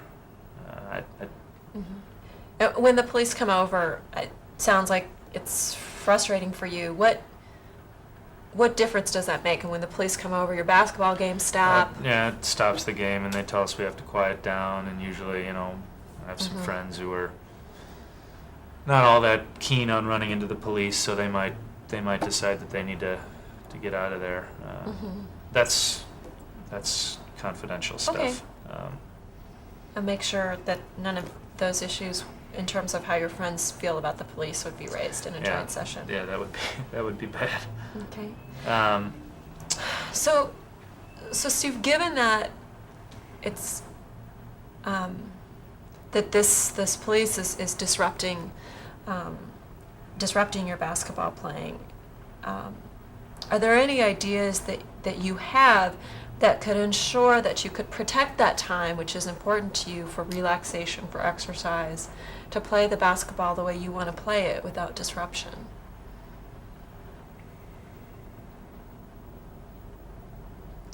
Well, I guess what I need is for her to stop, for her to leave me alone, and for her to let us, you know, let us alone when we want to play ball. So that means not calling, not coming over. Yeah, and most importantly, not calling the Okay. police on us. Are there ideas that you have that might ensure that? I guess I mean, she talked about like a schedule or something. Maybe we could work out a schedule of some kind. Do you have ideas about what that might look like? I mean, it's me who's going to have to give. She needs to tell me what she wants, you know. Okay. I can't Okay. So you're willing to explore a schedule, but you want to hear from her. yeah, or from you. I mean, did she tell you what the schedule she wants to give or wants to do? I think just as I'm doing with you, is trying to generate as many ideas as possible. Kathy had some ideas, and so I think the best thing is for each of you to explore those and to really get some of the details. Okay. I mean, yeah, I'll talk to her about that. I Mhm. don't mind. You mentioned this is your first house, right? And Yeah. that you worked really hard to get into a home. And it was a hole when I got there. And it was a hole, and you've said you've done a lot of work Yeah, I have. to fix it up.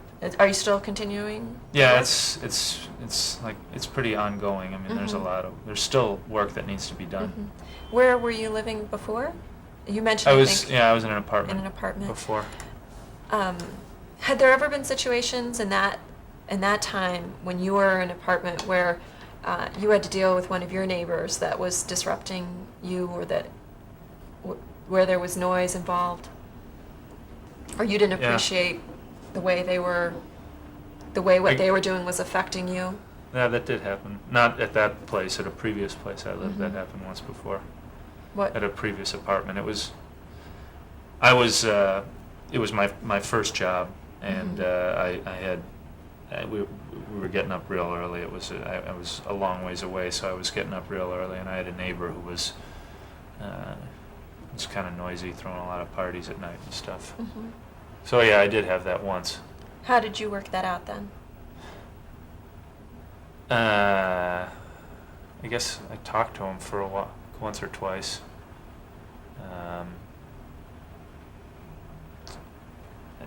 I talked to him a couple of times and asked him to quiet things down. Eventually, we kind of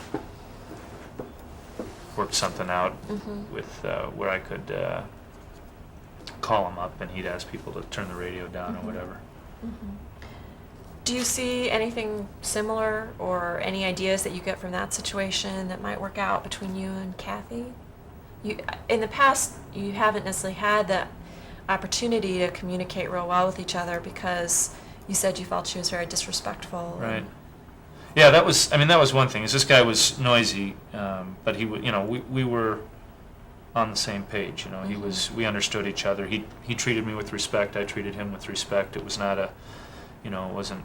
Mhm. So, I mean, I guess, if Kathy would call me and be reasonable and treat me with the Mhm. same respect that this situation, maybe we could do something.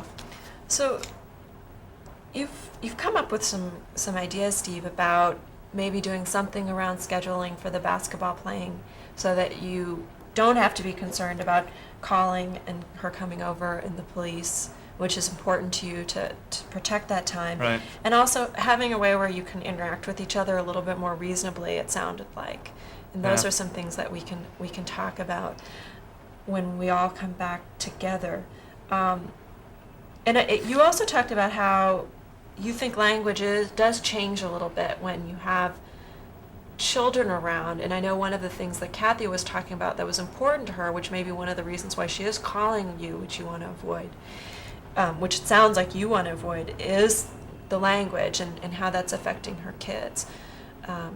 Are there ways that you think you might be able to deal with that?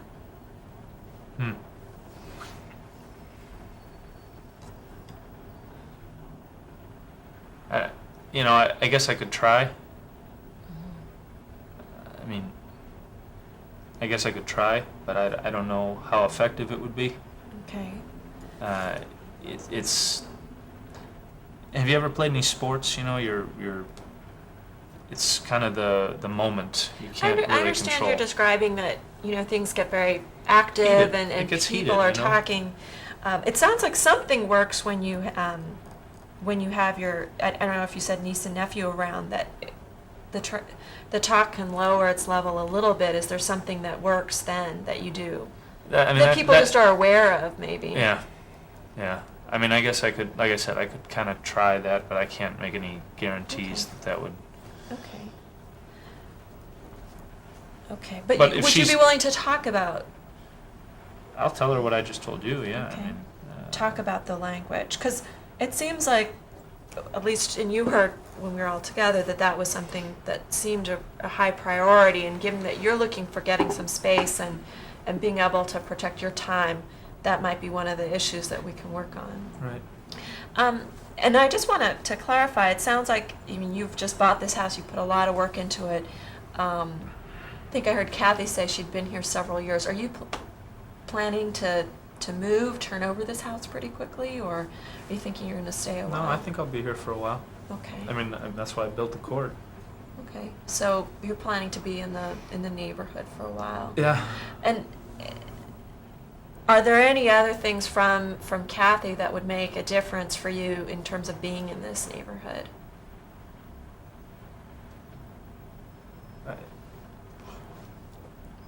No, I mean, And you're I looking said, I've for a got little no- more I've got no reasonability problems. in the way you talk. yeah. You're looking for her not to be calling you and coming around or calling the police. Well, I assume when you say not calling Harassing. with the frequency Yeah. before, okay. I don't have problems with the other neighbors. Okay. You know, like I said, no one has ever complained about anything. So it's just her. Now, do you feel that if we're able to address some of these things, that you'll feel like the situation is resolved? Or is there anything else that you would need to have addressed? In Well- terms of getting some clarification on the police or coming over and having some sort of, You know, I mean, that's all good. I still want that case dropped. And- I still okay, don't want to. so I still don't want to we- go to court. we need to make sure that the charges are dealt with so that you're not spending any more time. Yeah. Or money in court is something that's important for you. Yeah. Okay. So when we come back together as a group, would you be comfortable raising the issue of some sort of scheduling and your expectations around calling the police and coming over and the charges and what you're willing to do with Yeah, I'll- Kathy? I'll talk to her about it. And talking about what might happen around the language Yeah. issue. Okay. Yeah, I'll talk to her about those things. You said that you wanted to make sure that I didn't raise your friend's response to the police in joint sessions, or anything else that you want to make sure I keep confidential.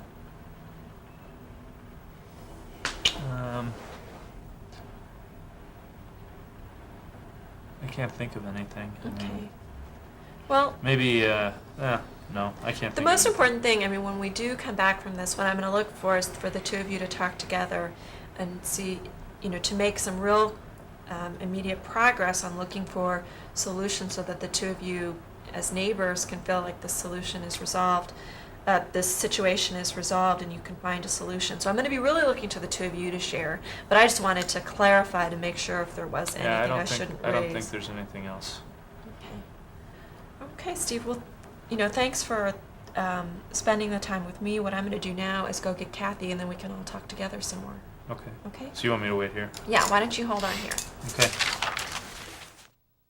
Kathy, thanks for waiting, both of you. Thanks for taking the time to meet with me privately. I know it can extend our meeting a little bit. We've got some things to talk about. Each of you had worked really hard in your sessions with me to come up with some different ways to approach this problem, and I think that we really have made some progress, and I want to commend both of you for sticking with this as long as we have to keep working on it. Let's start with talking about the basketball playing and some of the timing issues that may work for each of you to help each of you get what you want. So whichever one of you wants to start on talking about some of the basketball timing issues.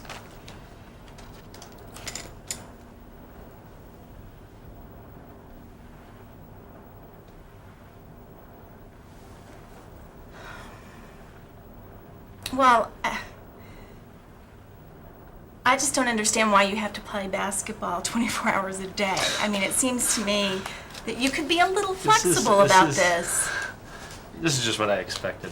Come on, It's just what I can we expected. show a little flexibility? I mean, you don't have to play basketball all the time. I don't play basketball all the time, and I don't have to play basketball all the time. So each of you talked that there was some time where you're not playing basketball and some time where you're both playing basketball and you're both enjoying your yards. Let's talk about some ideas for how to have both those things happen at the same time. I would like for him to give us some time during the day when he's willing to be off the court and have people out of his backyard. That's all I'm asking for. I work every day, so I'm already gone all day. And I work every day too. The kids are Okay. at school. Well, so then what do you that time want? is not useful to us. All right? We would like to have some hours in the evening, an hour in the evening when we could be in our backyard in peace. What hour? Our dinner hour. We usually eat dinner between 6:30 and 7:30. And so I would like to have 1 hour in the evening when I don't have to deal with you being on your court. It bothers you that much. It bothers you that much not to play basketball for 1 hour? I mean, I think I'm being reasonable. You said you eat at 6:30? About, usually. Because I usually have people over right at 6, right around 6, I mean, in that neighborhood. When your friends come to play Yeah, basketball? I mean, sometimes I'm out there by myself a little bit earlier, but most times other people come over after they've had something at their houses for dinner. But Steve, what does an hour chunk where there's no basketball time, what does that sound like to you? Regardless of what time it is. Regardless of what time it is? Well, I mean, within the dinner time, we can talk about that, but how do you feel about a basketball-free time? Well, I told you when we met privately that maybe we could work out some sort of a schedule. But 6:30 to 7:30, they come there at 6, they play ball for a half hour, then they sit around on their. So 6:30 to 7:30 at this point doesn't sound good to you, but some time to set aside basketball-free is something you're willing to deal with. I would be willing to, I would be willing to put off starting until 7. And then, I would just tell them just come over at 7 instead of 6. And then we'd still get a couple hours. Okay, so we'll eat from 6 to 7. That's fine. If you can be off the court from 6 to 7. I can do that. I mean, I can make it so that my friends don't come over from 6 to 7. You don't mind if I'm out there by myself just shooting? Oh, yes, I do mind. I would like for you to not be on the court for 1 hour during the evening. From 6 to 7 o'clock. That's it.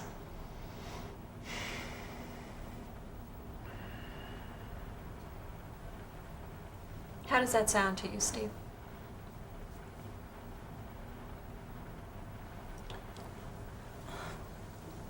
It's not. Yeah, it's not perfect, but I would do that. Okay. So Kathy, moving your dinner hour a little bit earlier so that you can have that chunk of time in the later part of the evening to do the basketball. So 6 to 7 would be the basketball-free time. Right. Is I this... could do that. Which days does this affect? The weekdays. So Monday through Friday? Right. Monday through Friday. I could do that. Now, I would like for him to cut down on the basketball playing during other times. Maybe not have so many people over around when I'm trying to put the children to bed and early in the morning on weekends. Wait a minute. What? What we just agreed on was that I was going to stop playing from 6 to 7 during the week, Monday to Friday. Right. And now you're saying and the weekends and less people over. I'm not saying and you don't have to play at all on the other times, but if you could just limit the number of people that are on the court. The court is only so big. I mean, the court is what limits how many people are on It there. hasn't in the past. It limits it to the number of people that are on each team. We play 3-on-3. So the rest of you are sitting around hooting and hollering. I mean, I'm asking that you not have that many people at your house around the court around 9 in the evening. No, you were asking that we stop playing basketball from 6 to 7, and I just No. agreed to do that. Okay. This is a difficult concept, apparently. Look, We'll make it, resolve it. and here she goes again with the difficult Okay. concept thing. All right, let's focus on what we have accomplished, which is that both of you agree that 6 to 7 is a good hour to have basketball free time. There are some other concerns that we need to keep working on, and so this will take a little bit of time, but both of you have made a lot of progress here, and I think we're going to be able to move pretty quickly. Kathy, could you explain specifically what it is that you're trying to accomplish by limiting what you say is limiting people? Just the amount of noise that's traveling. But you know what? The most important thing to me is that I be able to have some times on weekends when you're not having a game, not conducting a tournament.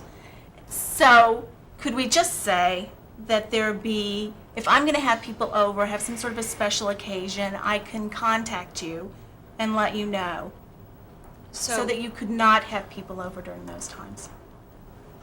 And that would be the only thing? The 6 to 7 and then that? Right. How often do you have these special I don't occasions? know. I mean, I know you had one on Memorial Day when you were wearing that dress. It was a pantsuit, once or twice a month.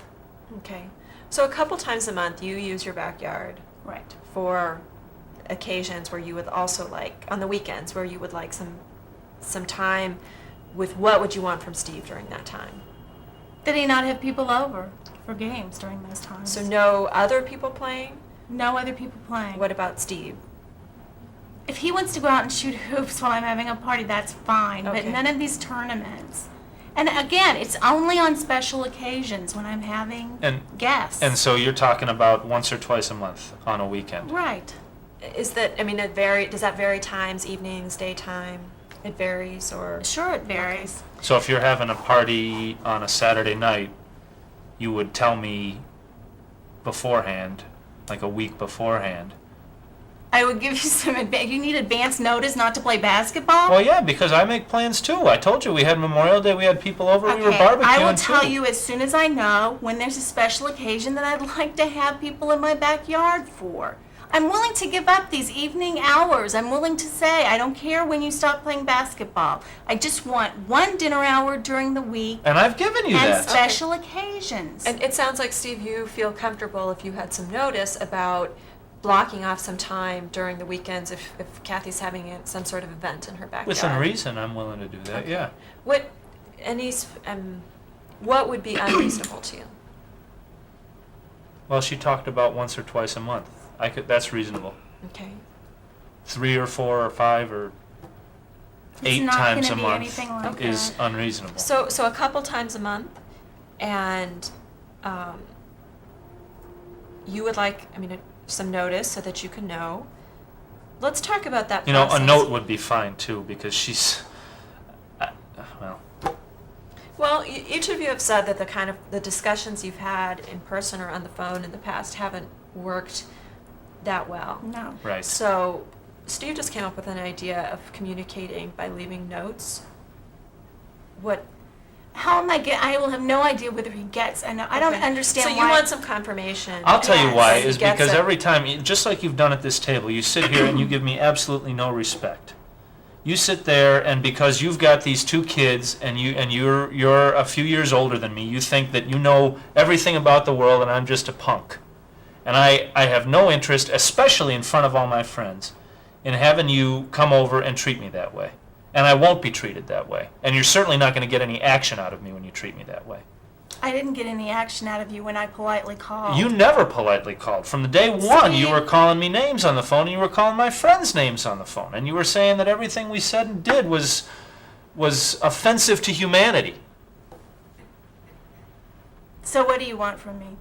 I want you to treat me with some respect, like you would with anyone else, like presumably you did with the neighbors who lived there before. And I would be happy to do that if you could show some remorse over your behavior in this entire situation. I'm not the only one who has not behaved appropriately, but whether you pushed me or not in your mind, I fell down in your yard. You have yet to say you regret the way that situation happened. You have yet to say that you regret the fact that my children have been affected by this whole situation. You have blamed me throughout this entire meeting for all of this. Now, I can admit that I was out of control on Memorial Day, and I have admitted that. But I would like to hear you say one time that you regret the fact that this has happened.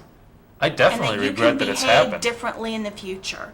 I definitely regret that it's happened. I mean, I regret that you came over and were screaming and yelling and that you fell down.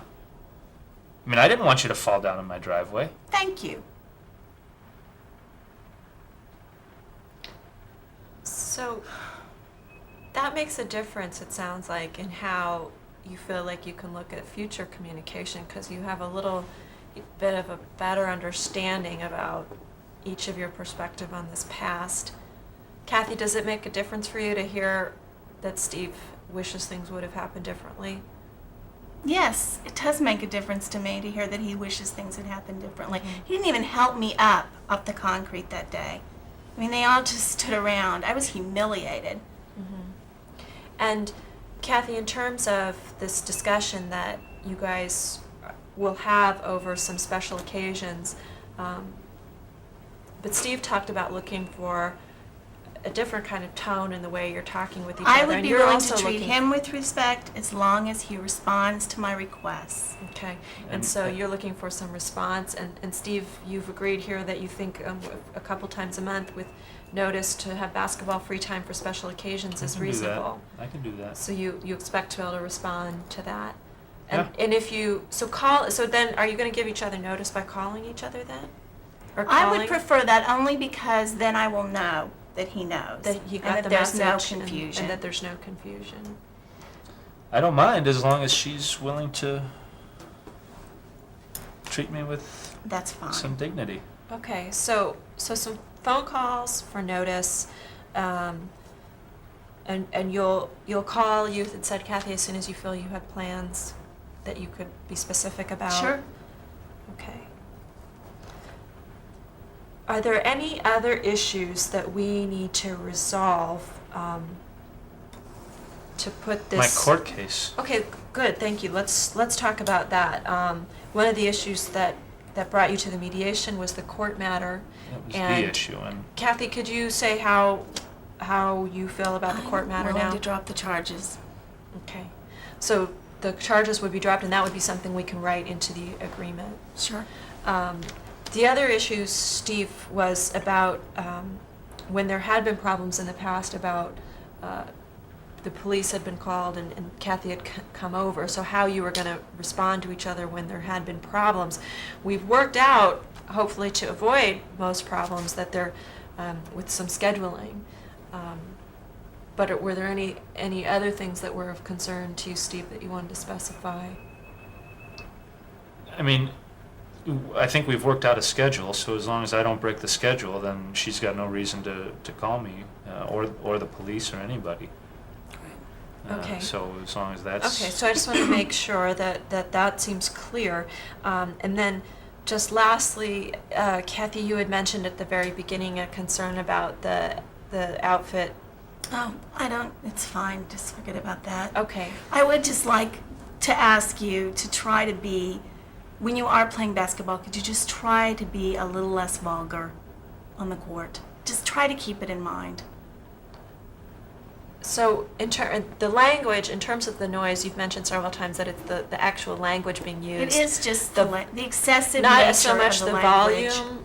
The volume, while may be bothersome, the actual language Not with is the a problem. schedule. It's just, The language. Right. Okay, and is there anything that you might be able to explain or help, that would help this situation, or how do you want to respond to Kathy's request?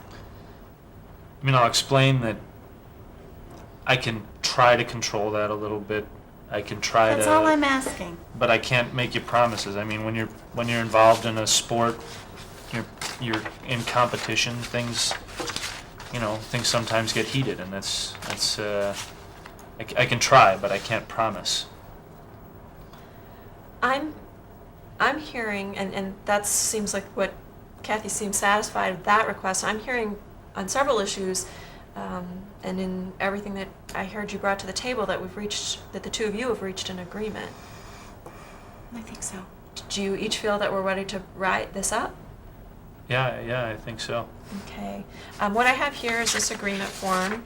I'm going to write kind of what I've heard each of you say, what each of you have agreed to. There are 3 copies, and then we'll pass it around and to make some signatures, and then I can get you out on your way. You guys have really worked hard to make a big difference in this situation. So I know that sometimes taking the time to write it up can seem a little timely, but we'll get right through it. I'll spell your names out here. Okay, the first thing, then let's write about the schedule that you talked about. So the dinner hour would be 6 to 7 then? Right. That's right? Yeah. Okay, so Steve Smith agrees to not play basketball between 6 and 7 p.m. Monday through Friday. Is that right? Yeah. Okay, and then here's why I need to put some special language in about exactly how the charges are going to get dropped. Okay. That has to be very specific so that the court will respond to the language. So Kathy is agreeing to drop the charges. And just check to make sure I get the right language here. Okay. All right, and then I'm gonna give this to you all to read in a moment. Now the third thing then would be that, Steve, you're agreeing to cease, to limit, to stop basketball playing during special occasion times. Right, when she She calls lets you me know, up. and we'll make that the fourth thing that she's gonna then notify you, okay? Okay. So, Steve agrees to not play basketball, or is that correct, not play basketball during the special occasion time? Well, he can play by himself, but I think we understand what you mean. Yeah. I mean, Okay. That's fine. That's Okay, fine. during times indicated by Kathy? that's fine. Okay. And then the fourth thing is that Kathy, you're going to notify Steve. When I am Okay. having a special event. So Kathy agrees to call Steve to notify him of the special event times. Okay. And then it seems like the fifth thing is something that we have spent a lot of time talking about today, and each of you talked about that, the importance of wanting to be able to interact with some basic respect when you do interact, that's something that's important to both of you. That's something I can include in the agreement, as it was something you both talked about pretty significantly. So I'll say that for both of you, that both Steve and Kathy both agree to treat each other with respect in their all interactions. Sure. That's fine.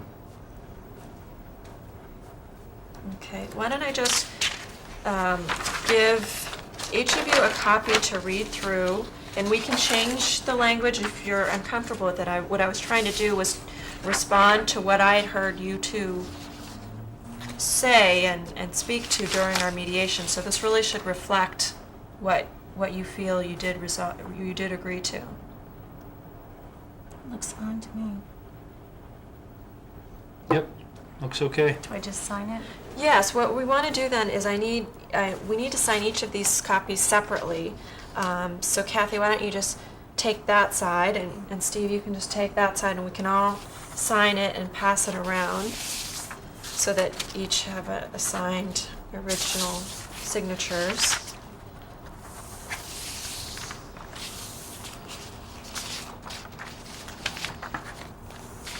Great. This copy remains in the center's file, so we do have a record of that. Each of you get a copy here, and as you can also see at the bottom is our phone number. I have faith that, having worked so hard on this agreement, that each of you will find that it does work for you. But if there's any questions or concerns at any point, you can give the center a call. You also need to know that the court matter, having been dropped in here, the case manager can brief you on what you'll need to do about that. And one last thing that I would just ask you to take the time to do is to fill out this evaluation form to let the center know how we're doing, what you felt about the mediation. And this is confidential as well. Just take a second so that we can feel we understand what's going on. And while you do that, again, just to say congratulations on putting the time in to resolve this situation. I'll just give you each a second to do that. When you're done filling them out, you can just stick them in that folder. Okay.